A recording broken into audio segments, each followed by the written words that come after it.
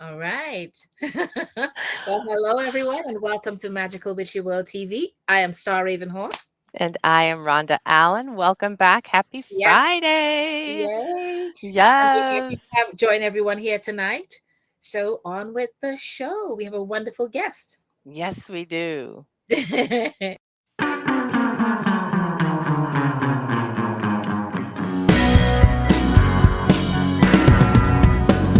It's a magical, witchy world. It's a magical, witchy world.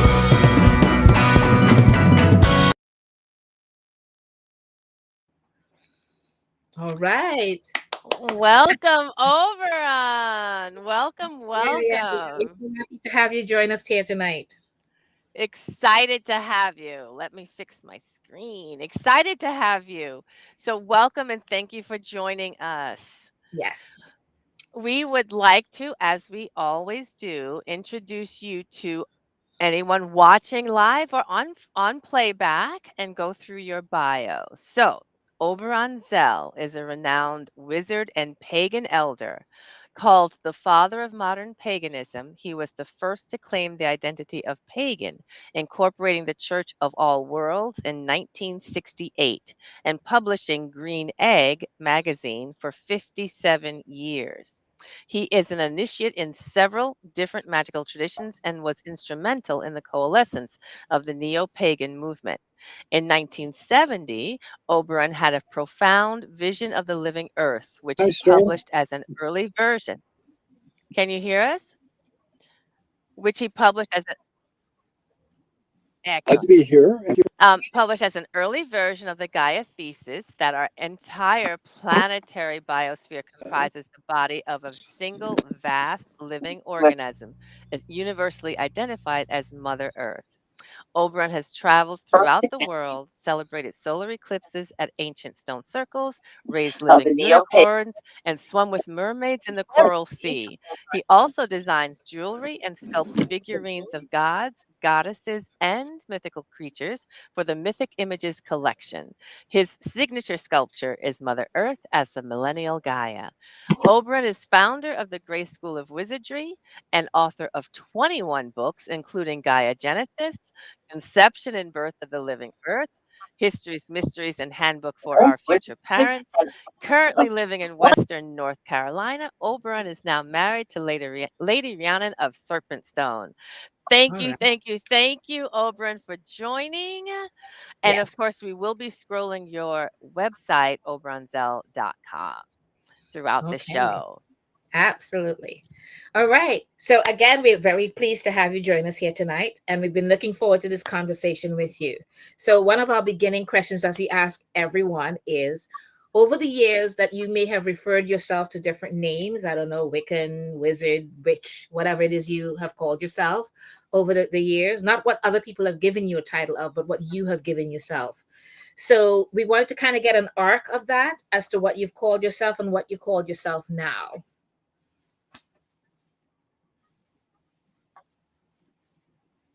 Oberon, Ravenheart, Zell. Although I don't use the Ravenheart much, it's pretty much Oberon Zell. And I've borne that name since 1995, and I expect it will be. I did not choose it. It was basically given to me in an initiatory Hmm. refuse, but that's been my name for quite a while now. Sticking with Oh, it. When I was my okay, go parents ahead. had no idea who I was going to be. They named me Timothy, but I haven't really used that name in ages. Wow. Okay. Okay. So So before 1995, did you have any other name that you called yourself before you became Oberon in 1995? Yes. Yes. I was. I kind of accepted the name of Otter in from a very interesting mystical experience that I had moved to a big hippie community in Northern California. California, with about 106,000 acres, one of the two largest and longest running hippie communities in the world. Both ours and the farm in Tennessee were both two. And I moved there I was there for 8 years with my who died 11 years ago. But we had 40 together. Anyway, it was kind of customary for everybody's names. And but the place had been founded by a guy named Tim Baker. And so he was I had to come up with something else. And I tried out several nicknames. Some of them really worked or stuck. But I grew up on a lake, and I'm really terrific with the water. And people used to talk about being an otter in the water kind of stuff, And but one day, Morning Glory and I were sitting on the banks of the stream through the canyon in the middle of the ranch, discussing the same issue that I had to come up with. I said, well, I've tried kinds of things, nothing really works. I'm quite sure. And she said, well, you've tried everything yourself. Why didn't you ask the goddess? So I kind of got myself in this space there on the bank of the way up above the coursing river down below. And I said, oh, mother of all living, please give me a sign. I need a name to continue my work in your service. And pushing through the canyon, otter climbed up on a rock and looked up at us and did a little spin and disappeared into the froth. It's the only time in life I'd ever seen a wild otter. And Morning Glory and I looked at each other, and I shrugged my shoulders, said, okay, I get it. So from that point on, when people would ask, I got the name Otter, I had to say, well, that's the name my mother gave me. Okay, awesome. So, other than Otter, would you say so? A bit of a noise. What do you refer yourself as? Wizard, witch, pagan, or all of the above? I'm sorry, you're breaking a bit. I didn't quite hear all that. What did you ask? I said, other than Utter and Oberon, what do you refer to yourself as? Witch, wizard, pagan, or all of the above?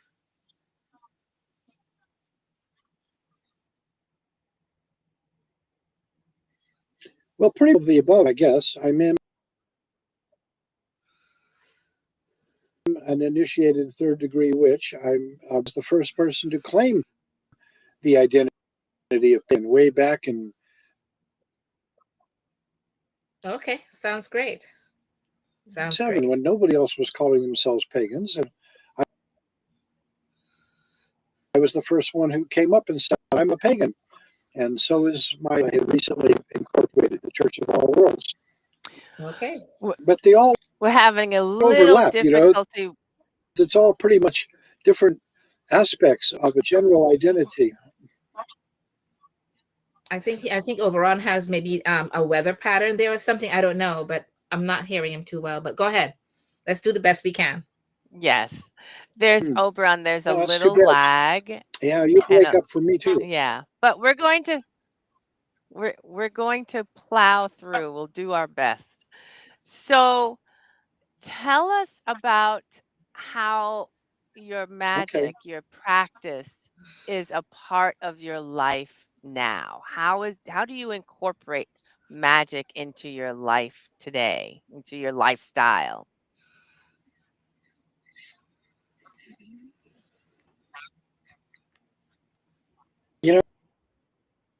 My life is magic. I live in magic. I define magic as probability enhancement. So anything we're doing to increase the probability of the outcome that we desire is, by definition, also gives you an idea of what to do. Shifting the probability balance come out. That's essentially what it is.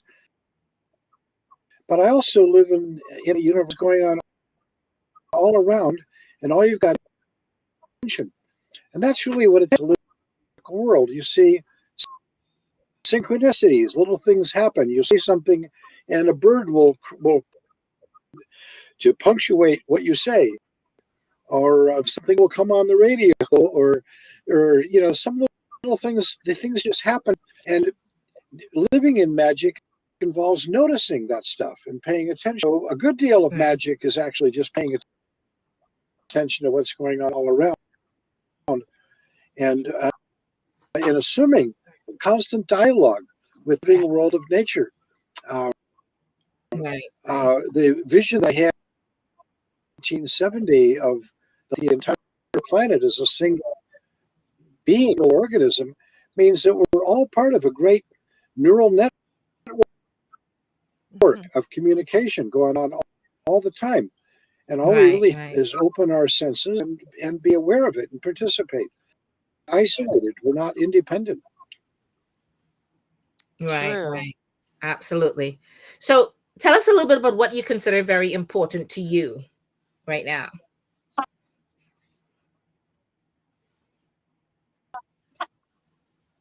Were you able to hear me?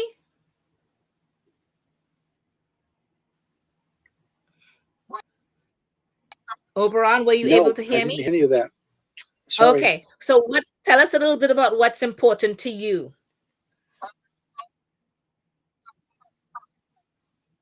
No, I did not hear what you were just saying. I heard you, but I didn't hear what you said. Okay. So what's important to you? I'm hoping you're hearing me now.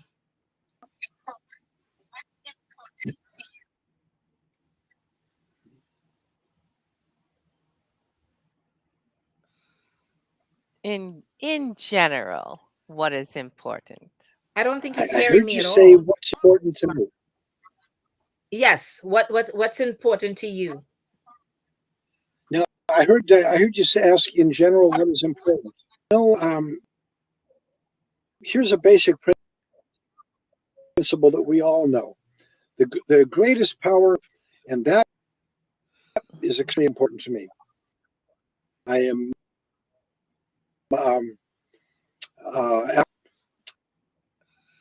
10 years of mourning my previous morning glory, who's now on the other side of this amazing, wonderful woman, Rhiannon. So, and a year ago tomorrow, we got married, and I'm absolutely each other. And she seems to be as happy with me as I am with her, which is quite remarkable. That is fabulous. And we're very much in love with each other. Twitter paid it, actually. That's great. And that's wonderful. It's important to me. I continue my work in service of the goddess. I'm on Her Majesty's sacred. So here's a sculpture that I made of Gaia. Right. It's such a beautiful sculpture. Very well known reader statue. Yeah. Yes, it is. And yeah, I know that so, one. and I'm writing books all the time.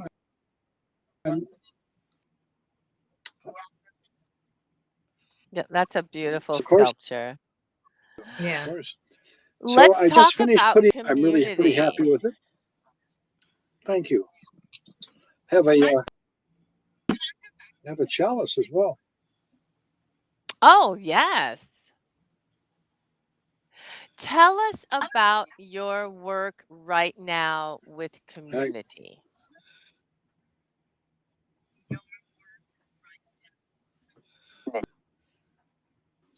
Well, yes. Well, given the current administration and connection underpinning really movement, which is really, really scary. And the fact that they are targeting all kinds of groups of people who are not them, and them meaning evangelical dudes with lots of money, and anyone that is being targeted for thing from arrest, to deport.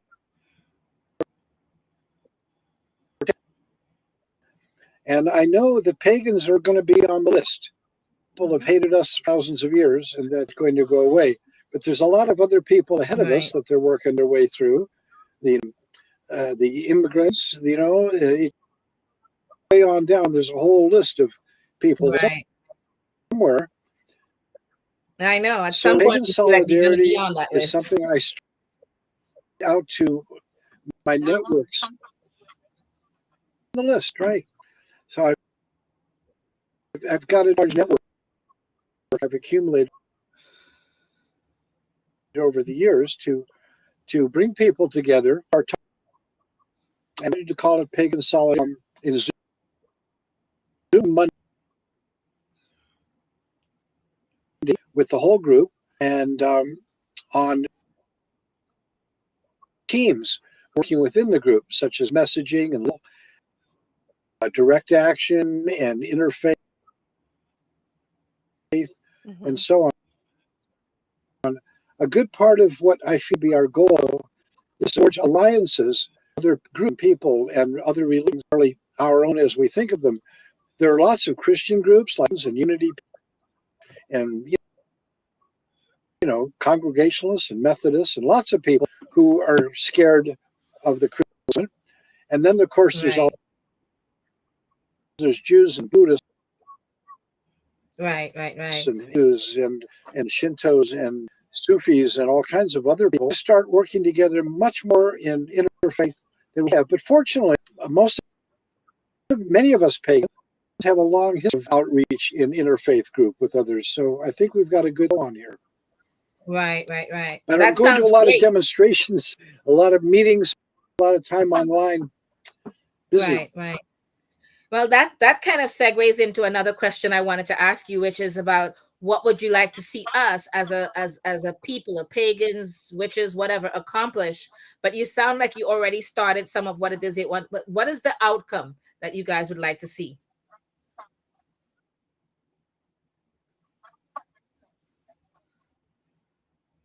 Well, I think my own personal goal is spread throughout the world that we are all the same mother, one people, one community. We're all brothers and sisters, and turn people's attention to a Gaian paradigm that is greater than the individual been working with. And I think that this is working. The figure is incredibly popular. Yeah. She's in every store, around. We've now got her in, here's a tiny one, for instance, and great big ones. And getting her out there, she says it all. She's messages right there. Right. It's fabulous. So tell us recognize what that we are all one. And that is primary work. Absolutely primary work. Absolutely. Tell us what projects do you have coming up or things you're thinking about doing this year?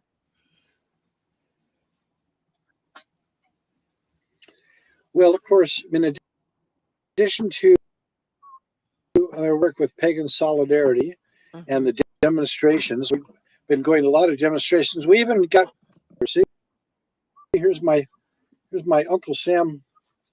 Gannon has a fabulous Lady Liberty outfit. So we go to demonstrations as Lady Liberty and Uncle Sam, and we talk about interfaith connections, symbols of different religions, and we're doing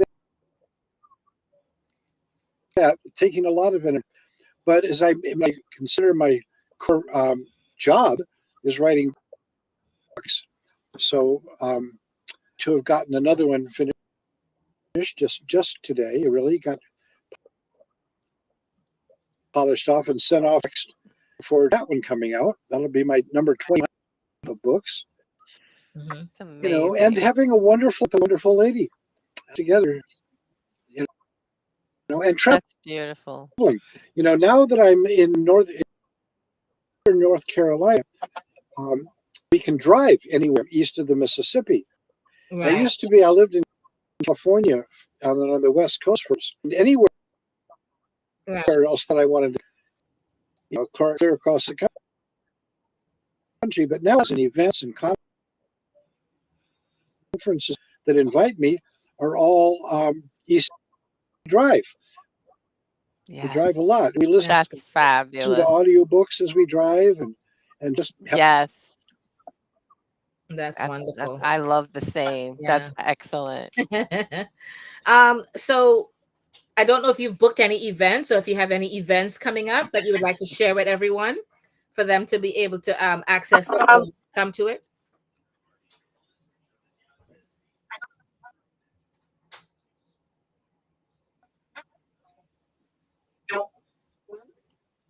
Did you hear me?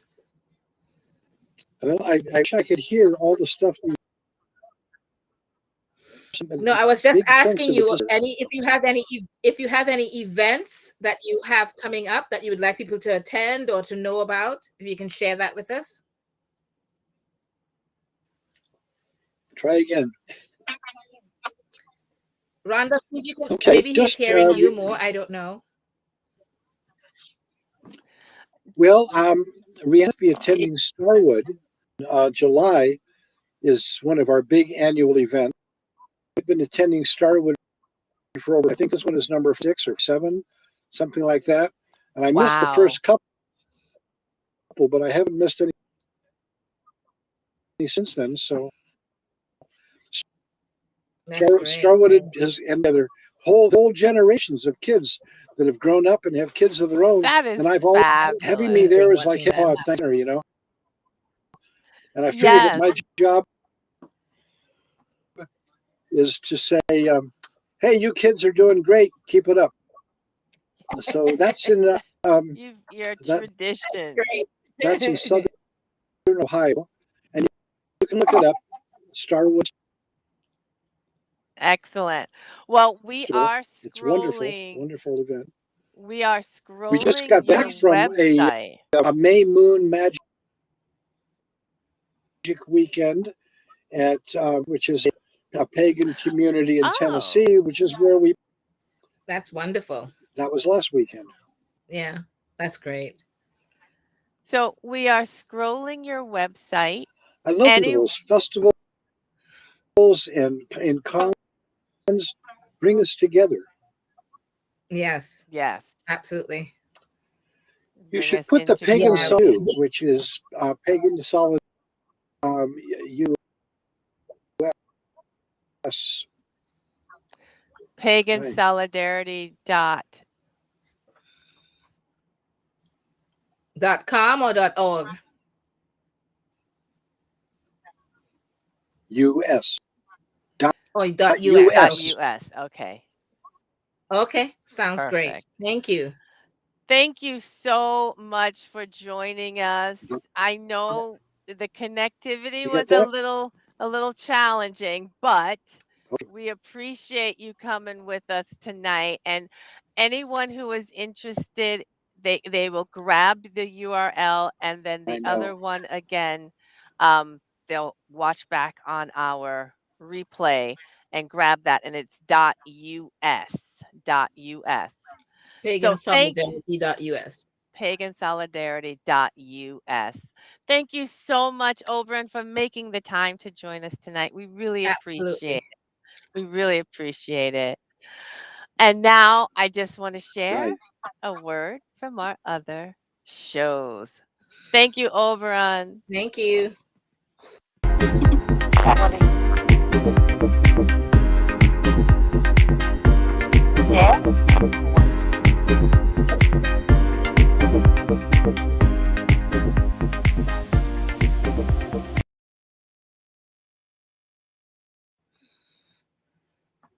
And astrology.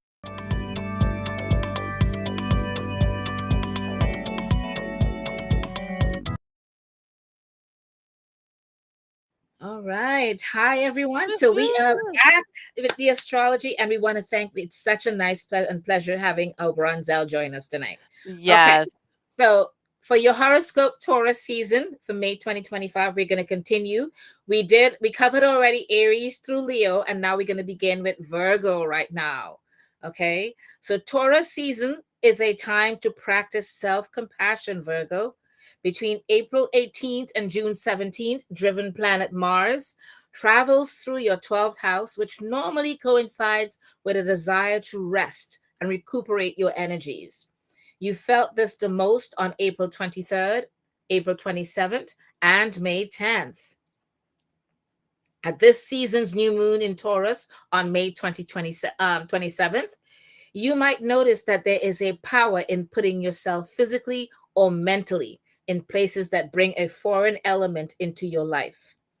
Through you, though you will find that you can't travel too far now, as many countries will not welcome you, experimenting with different kinds of food, art, and activities you don't normally explore can bring a sense of freshness to your life. Your luckiest day in May is the 26th. When Mercury enters Gemini on May 2026, on May 2025, 2026, bringing Virgo, your career or business luck with you. As their planetary ruler comes to one of its home signs, the transit brings public approval. So expect career and business blessings or good news from authority figures. Your mind is at its sharpest. Your career and business is highlighted this season with the Jupiter lunar nodes connection, active from April 28th to June 4th, possibly bringing the need to choose between two very different paths. One of them is the easiest and most familiar to you, but this is one of those times during which the universe is inspiring you to grow in the direction that seems most or more maybe uncomfortable to you. This time around, Virgo dares you to choose the mythical or mystical and the magical over what seems more logical for you to do. Your Taurus season essential oil is valerian. With Mars traveling in your 12th house, you'll be needing more rest. So, adding a few drops of valerian to your pillow before heading to bed ensures a good night's sleep and accompanied by sweet dreams. Yes. Fabulous. That'll be me tonight, Valerian or no. All right, Libra. Congratulations, if I could speak. Congratulations, Libra.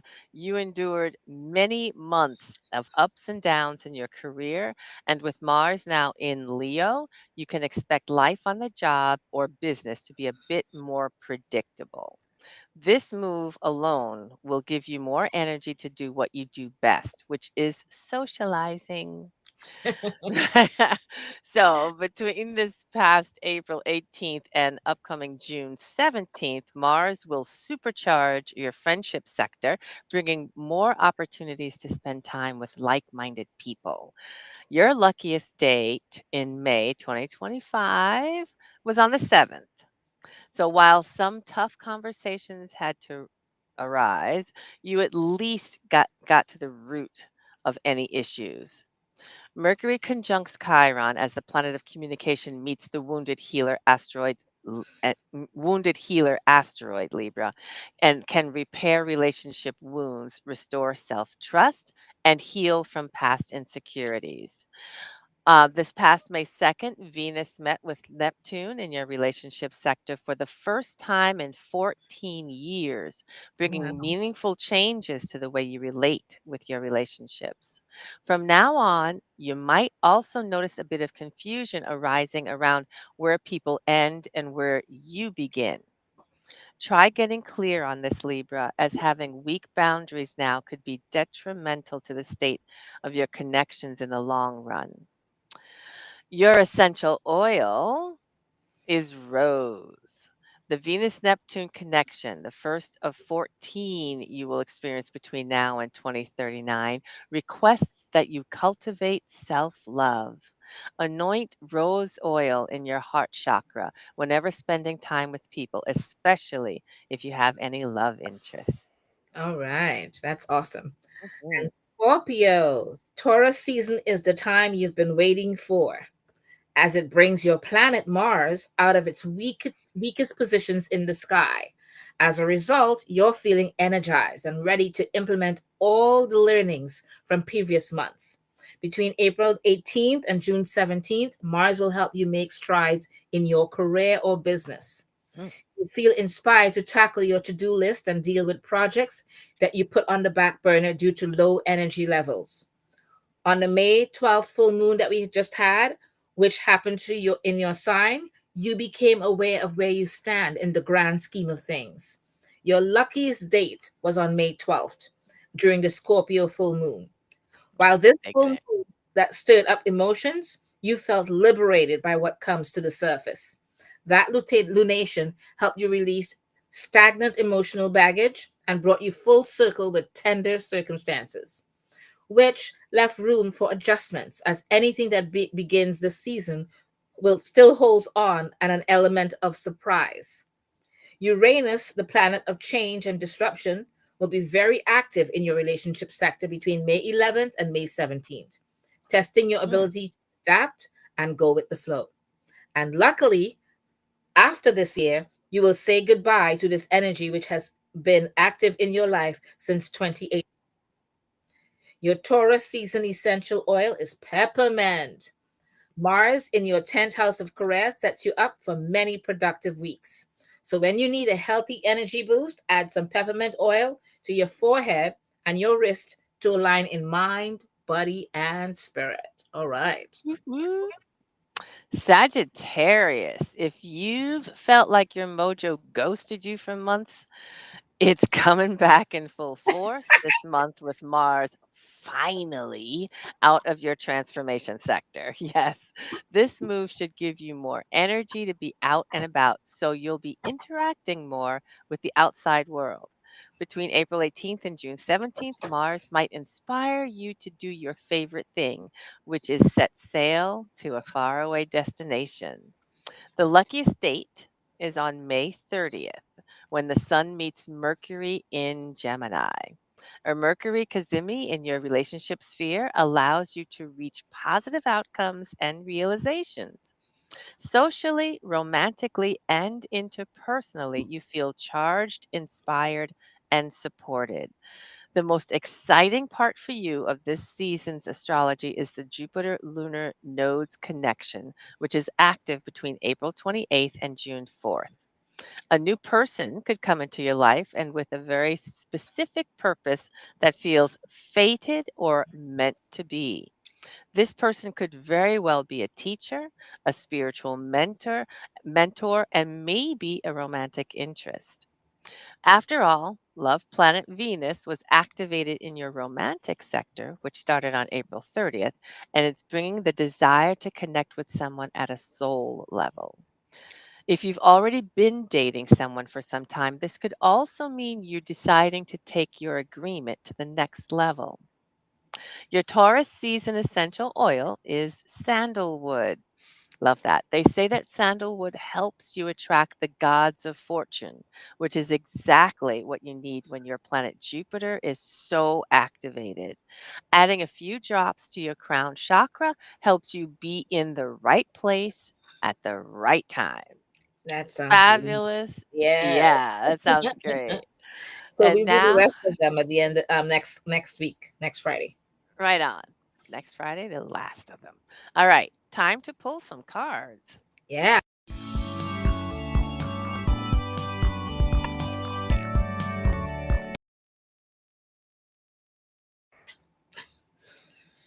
So Rhonda, what do you think? What should we pull the cards for tonight? Well, it's interesting that we some of the signs tonight had a lot to do with meeting love interests, meeting Business. interpersonal Yeah. relationships. There were some business things going on, but it had to do all of them in one, shouldn't say all, but many of them were speaking about relationships of one kind or another. So Yeah. let's just pull a card tonight to see what's the, what's the state of our relationship? What is the state of our relationship situation? And I'm Okay. just saying relationships overall, because they could be business partnerships, they could be friendships. What's the state of them in general? Okay. So what have you got? Let's see. What did I get? State of my relationship situation. Wow. Wheel of Fortune. Wheel of Okay. Fortune. Wow. That tells me, so for this person right here, it just speaks about the relationships are always ongoing. They're never stagnant. They're never fixed. They're always in the process of becoming.